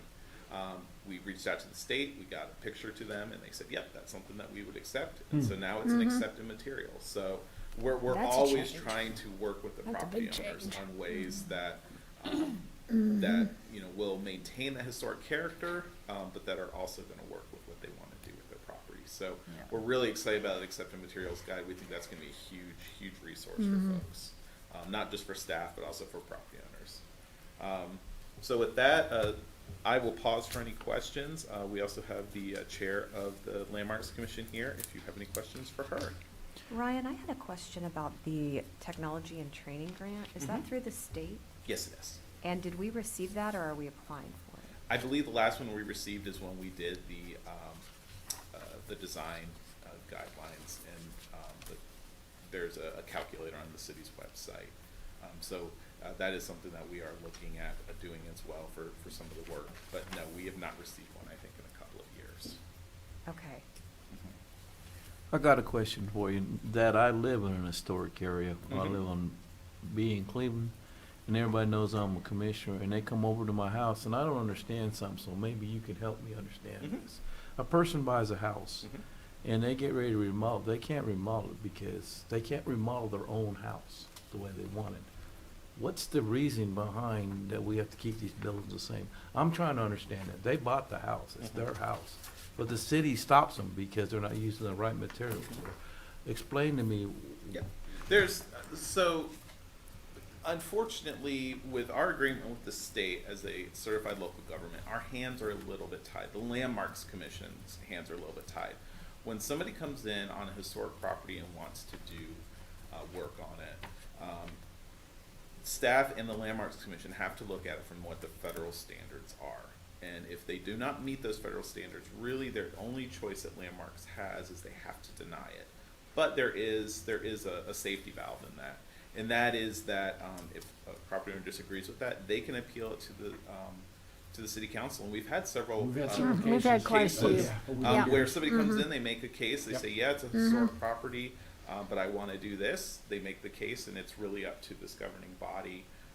And then staff will issue the permit, and they go on down the road, and that's good. Because there are some folks that they don't have any interest in the tax credits. They don't have any interest in what really the benefits of what the of having historic property is, and that's their right. It's always the property owner's right to do what they want with their property, but we always do try to educate them and try to encourage them. Here are the benefits of it. Here's what the history of your home is. But at the end of the day, it's up to the property owner. So what you're telling me, the state has something to do with this, am I right? Mm-hmm. So the state comes here and tells the property owner that he can't improve his house, he can't build. The state will never do that. What they say, there are standards, and what we have to do as our agreement with the state, as a certified local government in historic preservation, is that we encourage the property owner to follow those standards. But at the end of the day, it's up to the city council if somebody wants to appeal it. And there's been numerous examples throughout the history of the city of where that has been done. We've typically sided with the applicant. Absolutely. Yeah, that's Yeah. what we've done. And honestly, even staff will sometimes say, hey, with this is nothing, we're Right. not against your project, it's just we have a very strict set of standards that we have to review this on.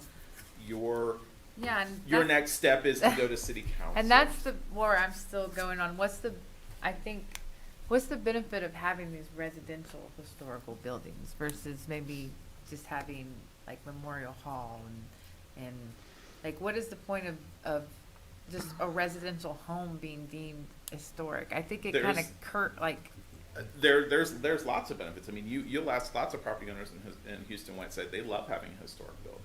They love having that old. And I think they would do it on their own then if they loved it, right? Without somebody telling them they have to. I mean, that's, as I will say, historic, and even what the proclamation today said, there is a value in keeping those historic buildings.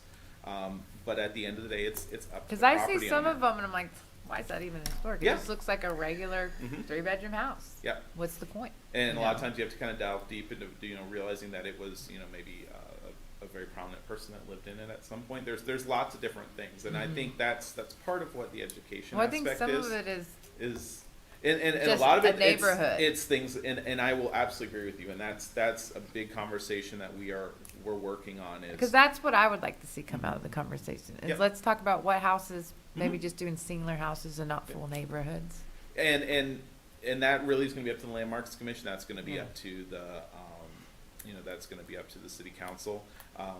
Houston Whiteside, it is a nationally designated historic district, and so there are procedures we have to go through to amend that. We're working on that as when we have we've had lots of demolitions in Houston Whiteside. So we're really now actually almost reaching that tipping point of what we consider contributing and non-contributing structures.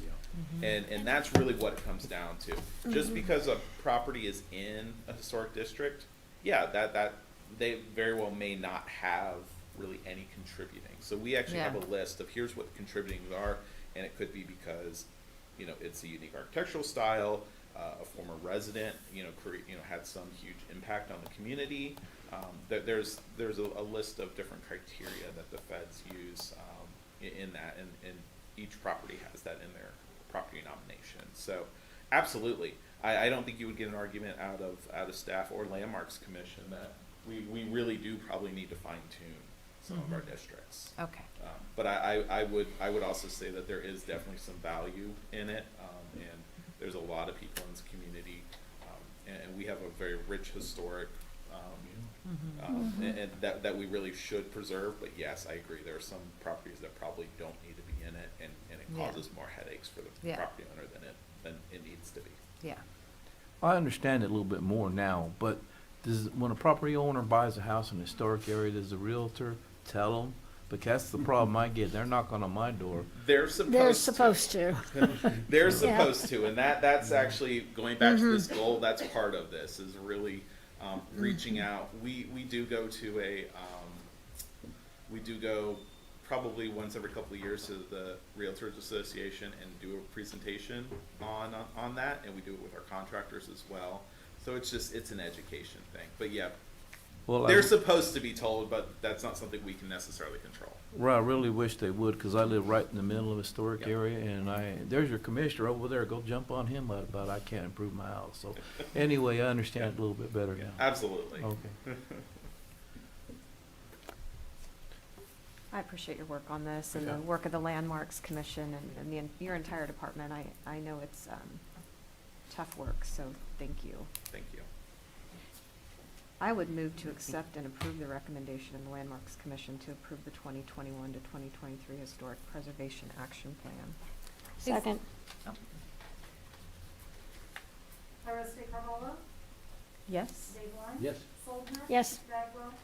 Will this action plan include what we discussed about maybe minimalizing and like, We certainly can amend it to have that discussion. And we can add that as an action item.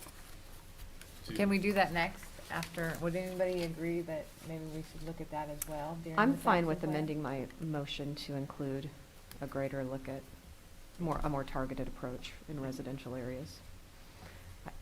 I hope Linda can. Yeah, can we? I'm Sorry, Linda. We'll get it. Okay, I don't know if you need to call roll again. I think we need a new second, don't we? Yeah, that's fine. Okay. Okay, Hold we'll on, start over council. Hold on just a minute. I'm Yeah. looking at that motion, accept and approve, amend and approve, override and deny. Does that have to go back to the Landmarks Commission You can amend and approve without. on the fly? That's up to you. It's up to me. It says amend and approve on there.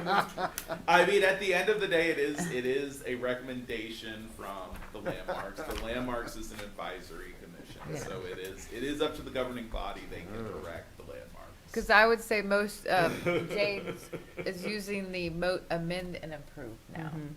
Yes. opposed to the approve. Mhm. Sorry to jump that up. No, I Can we just- start over and just? Sure. I move to amend and approve the recommendation of the Landmarks Commission to approve the 2021 to 2023 Historic Preservation Action Plan with the addition of a more targeted focus on residential areas. And I will second again.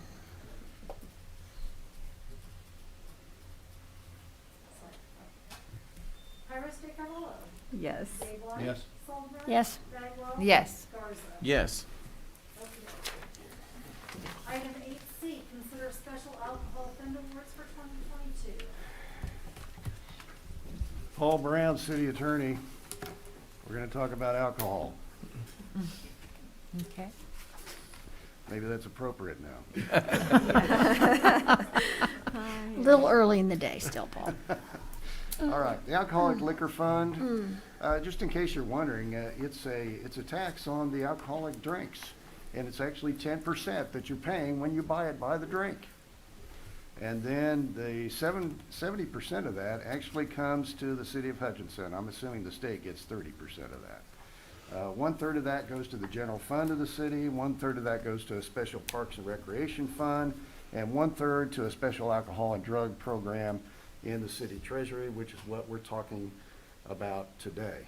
And you've seen in the materials submitted to you what we've approved in the past, and we are submitting those proposals again this year in the same amounts. Big Brothers Big Sisters, 10,000. Boys and Girls Club, 22.5. Rise Up Reno, 22.5. Reno County Drug Court, 23.5.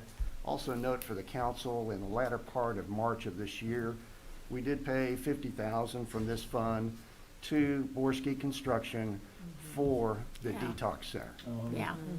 Okay, and that payment has been made. So we're asking for these amounts to be renewed. These were our only applicants. They applied for the same amounts as last time.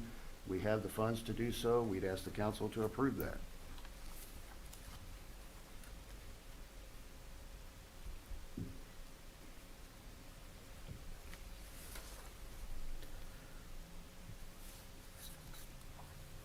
Do I have a motion? Yeah, I mean, these are great programs. Big Brothers and Big Sisters, Boys and Girls Club, Rise Up Reno. I know those programs a lot. I don't know too much about the Reno County Drug Court, but I mean, these are all great programs, so I would definitely be in favor.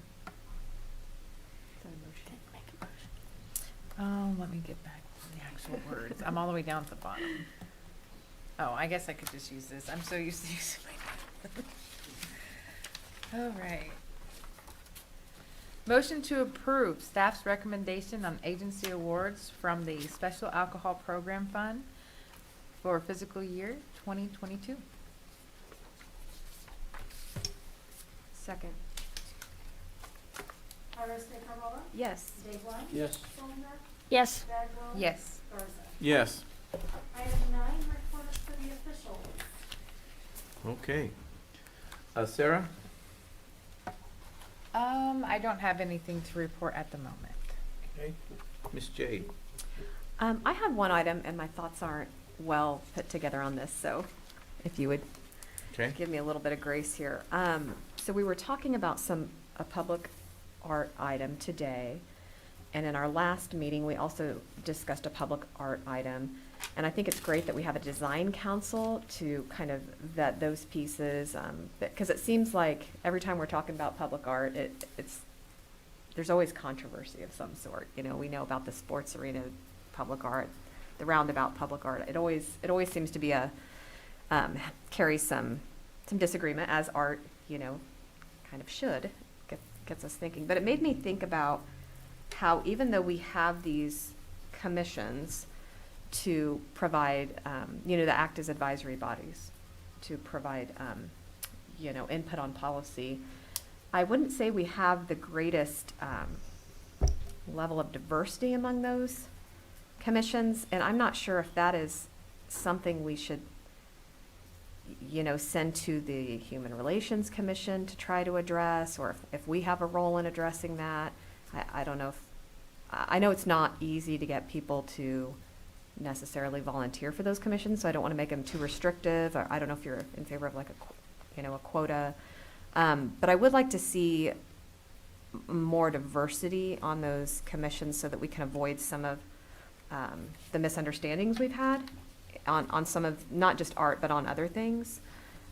So again, I don't have a solution, but I wanted to throw that out there for discussion, and also mention that I've noticed that there are some people who serve on 3 or 4 of our city commissions, which, I'm grateful for their public service and their, interest in doing that. But then are we then, limiting unusual voices or other participants? So just a lot to think about as we endeavor to have greater outreach and greater input from all voices in our community.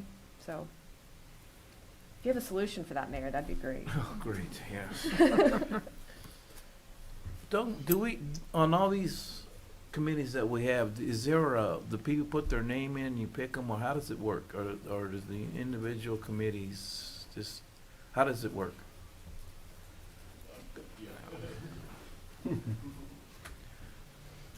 Good morning, Justin Combs, Director of Parks and Facilities. So I'm staff liaison for multiple committees. Generally, there is an application process, and it's a very generic form. And you can just basically sign up to be on any committee. If there's one specific, you can put that in the notes, but it's a very simple application project. Generally, these committees struggle to get applicants. I mean, there's not a stack of applicants that we get to go through and do an interview process. It's usually when we have a vacancy, we ask amongst the board members, hey, do you know somebody who could be interested in? We also rely on Rebecca to help push stuff out on our social media. So getting the applicants is where we struggle to meet some of the, to get a more diverse board. Typically since you mentioned public art, it's generally made up of folks who are very interested in public art. Yeah. So I do think if we could do a better job of creating a pool of applicants, that we could have a little bit more diversity. So, does that answer your question? It does, and I'm certainly not disparaging the work that city staff has done, because I think that you know, as council members, we own a bigger part of that. But I think when you have this structure whereby you've got these commissions, and then it's who you know on the commission is whether or not an invitation to participate is extended, it doesn't do a lot to further our civic engagement goals, because it's like the same or 5 to 10% of people who are always having their voices heard. And I think it's because people don't recognize the opportunity to get involved. So I don't know where we could be doing, maybe it's through, you know, maybe it's through the chamber, or through businesses, maybe it's through churches. I wish we could broaden that net of input. And again, I know it's like the last thing you want to do is try to wrangle a bunch of people or talk people into volunteering who might not be as passionate as others, but I think the benefit to the city would be worth the effort. And if we need to own a piece of that as the council, I'd be happy to do that. I just would like to see it happen. And the other thing we're going to run into, and we can address it very simply through our bylaws. A lot of times have pretty strict rules. So you know, we have to have somebody from this background in visual arts. We have to have somebody with this background, and so we're trying to fit these specific criteria. So then that really narrows it down. So that's something at the committee level we can look at and broaden some of that language. So it's open for more folks. Well, maybe the committees themselves can go back and discuss in each of them, like how they come up with a strategy, how they can, you know, diversify. I mean, maybe we don't have the answer. Maybe they have an answer. Just took the words out of my mouth. I was going to speak.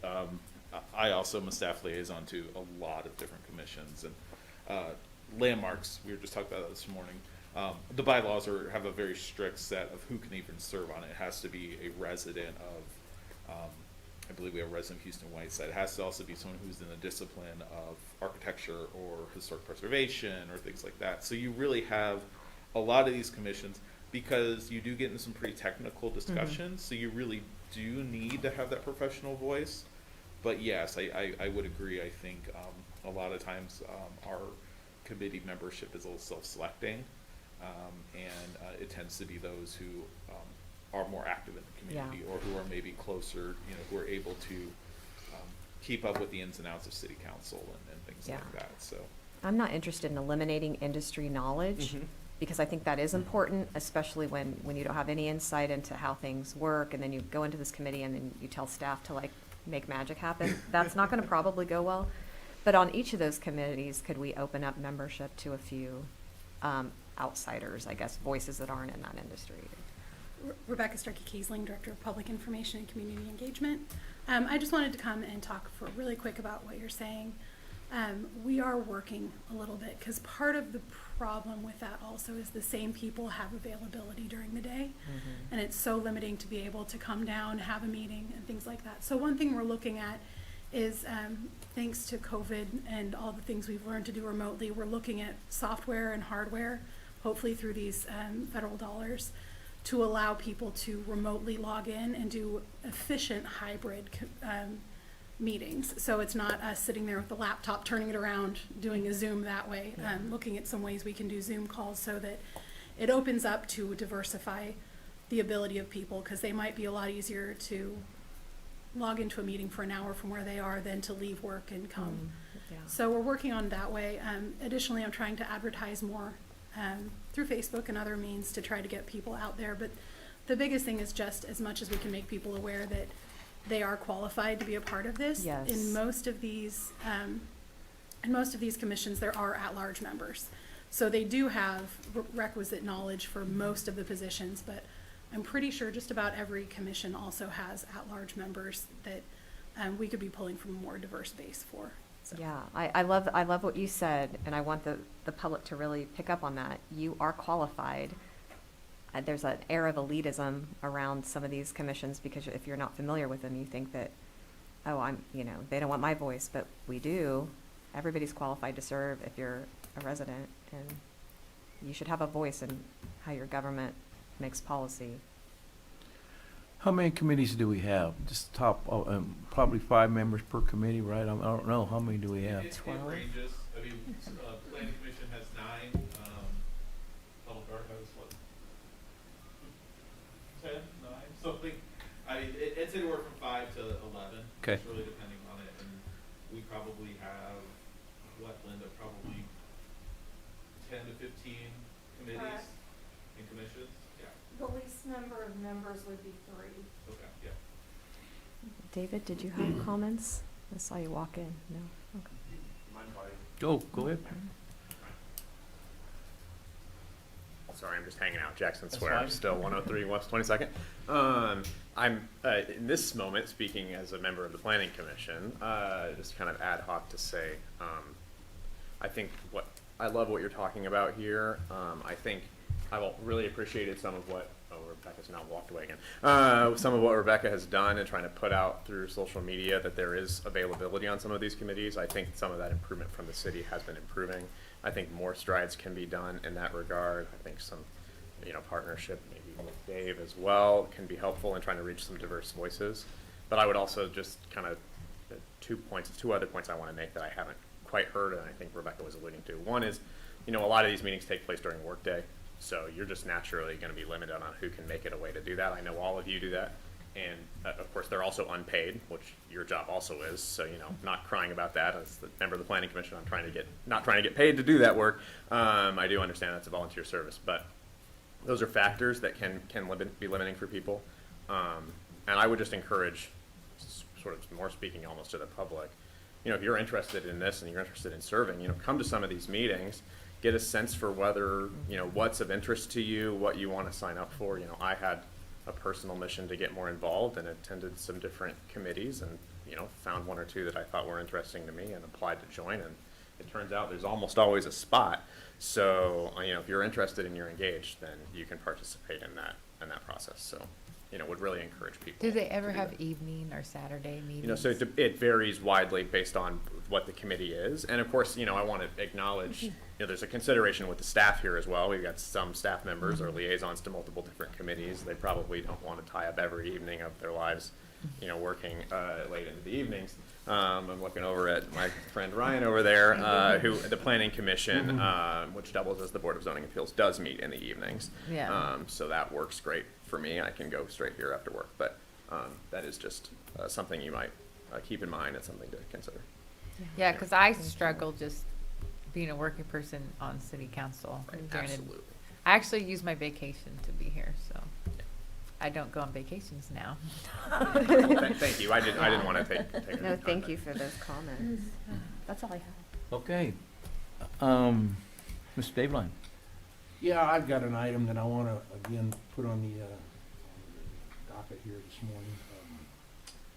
I suspect the Public Works Department would wish that perhaps I would move on to what I want to talk about, and that's the stormwater utility project, the Cow Creek project. That this is a project that has been pending for years and years and years, and I know it's a very, very long-term project. But we've got a $12 to $15 million pending project. We continually collect a stormwater utility fund at the expense of all property owners. And I'm frustrated with the fact that we're apparently in negotiations with the railroads. And I would like to suggest that we bring this subject back to the council for a full disclosure of exactly where we are as a city. This is a big deal. This is a big project. And yet the movement of it has just progressed at snail's pace. We imposed this utility fund back in, there's been smaller projects, but we imposed this back, I think, 6 or 7 years ago. And again, I'm frustrated, and I know the Public Works Department is frustrated.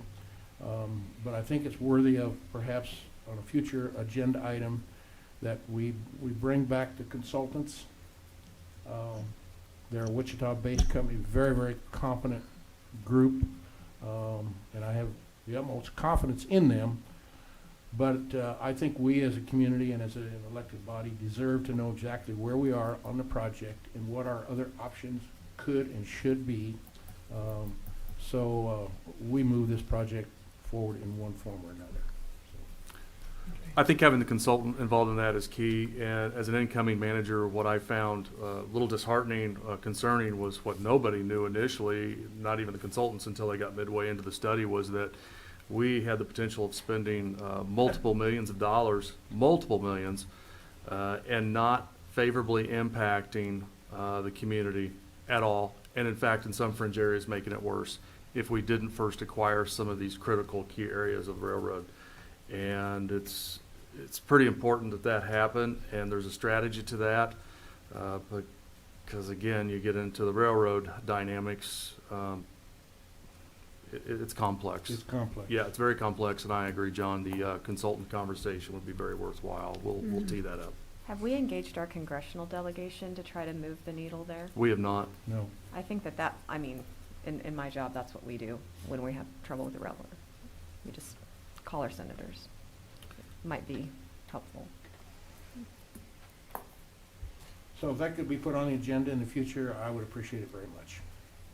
I see everybody kind of giving Yes. consecutive head nods, so Yeah. we'll do that. Thank you. Jeff, we have to go under them, we're trying to buy the tracks, or what is it? These old railroad bridges are subpar construction because they're quite old, but that's not the value of it. The value of it is, to the railroads, of course, is maintaining that, Right. that rail access. Right. And so if we take them out, we then have the obligation of either reconstructing or purchasing them, and the purchase price in no way reflects what the structure's worth. Right. It reflects the ongoing value of what that passageway is worth. Right. And so we get into that discussion. So if we force the hand in this play, yeah, we'll acquire it, but you're gonna pay handsomely for it. Big time. It's a dance, it's a delicate one, and if it were just one railroad, we'd be marching right in, and we'd probably already have this secured. We got 3. Okay. And so whatever we do on the first one is gonna set the performance for the second and third. Yeah. Okay, it is complex, okay. Yes, sir. All right, is that all, John? Yes, that's all. What's, oh yeah, I guess that'll be asked. I just thought about it, if it's gonna be, I'm sure my question's gonna be asked about that. Never mind. I was gonna ask about the railroad, what is the direction that the city is thinking of going with that, whether the rebuild or the purchase? Like, There's some strategy in committing to a future agreement to construct at such time that the railroad would come to freight agreements with some of their local businesses. But that's, I'm not even sure that would comply with cash basis law, No. because you're talking multiple millions of dollars in some cases. And why, my question is, why should we build something that now might carry an oxen trailer, maybe to build it to new standards for freight that clearly it's never going to serve? Yeah, it's, and did this just come up? Like you weren't aware of that there was No, these we've been railroad aware issues? for some time. the I've study. been aware for at least a year as far as the ongoing negotiations. I think what was not known was the impact of the flood base elevation of where these bridges are and how that would impact about a third of the community in backflow, the water backflow characteristics and how it travels. And so there's not only a desire but an engineering need to alleviate that from an engineering perspective to make everything pencil out and work. So if you do incremental changes in some portions of the city, it really wouldn't matter as long as you still have these bridges in place, because the water's not going to outflow in proper method. Okay. Yeah. Nancy? Yeah, I just wanted to say I drove out by the airport Saturday morning. They had a wonderful crowd for their fly-in, and Peter and his crew need to be commended for pulling that together for the city. Did an excellent job. It was nice. Thank you. Okay. I'd just like to say, I went to the Boxing or Convention Hall, and see, that was great. I had a lot of boxers there. I think it was 23, 22 matches over there. Our Parks Department was there. They're doing a great job. And also, the street dance we had a couple weeks ago, I went to that and took a look at that. That was great. I commend the police department. I seen a police officer get involved with a person that had way too much to drink. They handled it really professional. And I kind of stood back so they didn't see me. I wanted to see how they handled the situation. They handled it really professional, and you got the person out of there very professional. I really appreciate that. So that shows the citizens what's going on. So those two things came out really well. I really think that on the way of getting Hutchinson going again. One other question, Mr. Jeff, on the salt company, this city salt company, have that road that fell, you know what I'm talking about? There's a bridge, I think it's over there by Halstead. What's that salt city, there's a salt company over there. Do you know anything about that? Hutch Salt. Hutch Salt. Hutch Mining. Yeah, Hutch Hutch Mining. Transportation. Yeah. They had the street that fell. There's some problems with the street. You don't know about that? I'm not familiar with, I'm not Okay. sure I know which. I'm not sure company you're that's a talking city about. street. then. That's what I'm asking, really. Yeah, So I don't think it's a Okay. city I street. think we own. Okay, we don't own it. Then I was asked about that from the owner, and I think our engineer went out there. Jeff went out there and talked to him. He's real professional. So okay, that's all I need to know. Thank you. Other than that, I have nothing else to say other than what they were saying before on the committees. Be proud to get involved. That's what I did, and look where I'm at. So, once you get involved, we need people to get involved in this in Hudson. We need different voices. If you love to live here like I do, please get involved. I encourage you to get involved. Don't be scared. Make some mistakes like I do, but that's okay. That's how you learn. Other than that, that's all I have. Thank you, Mayor. Yeah, Jeff? Yes, sir.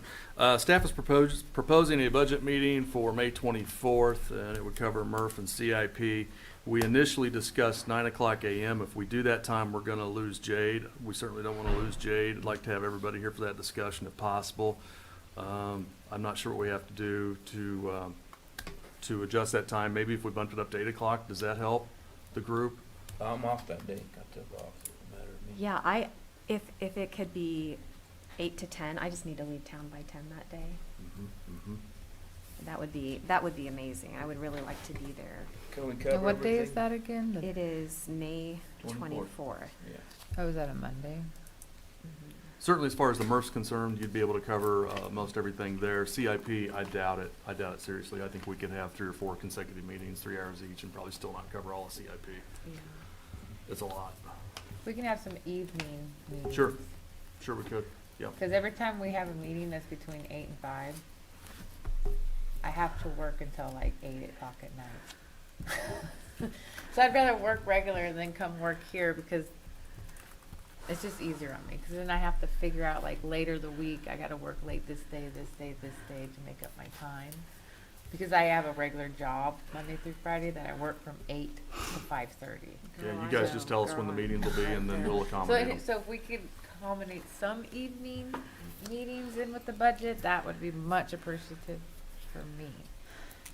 Is there concurrence for May 24th from 8 to 10? If so, we'll set it up accordingly. That's fine. Okay, very good. Thank you all. And our fireworks contract, I think I may have briefed you all internally. We're up in that a couple $1,000s just because our vendor says that's what we need to do to maintain quality of the show. So that's now $17,500, which is not a big jump. And you guys are watching the Main Street resurfacing project. It's looking really nice. Yeah. It's coming along well, and happy to see Actually that. got a compliment on that last night. Awesome. Yeah. Yeah. And you don't often receive compliments on those kind of projects, No. so that's great. Thank you for that.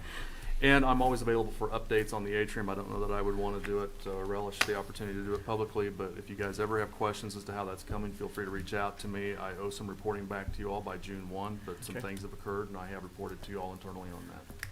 I'll rest for questions. Thank you, Mayor. Jeff, I got one other question. Are we having a 4th of July parade? Now, I've been asked that several times.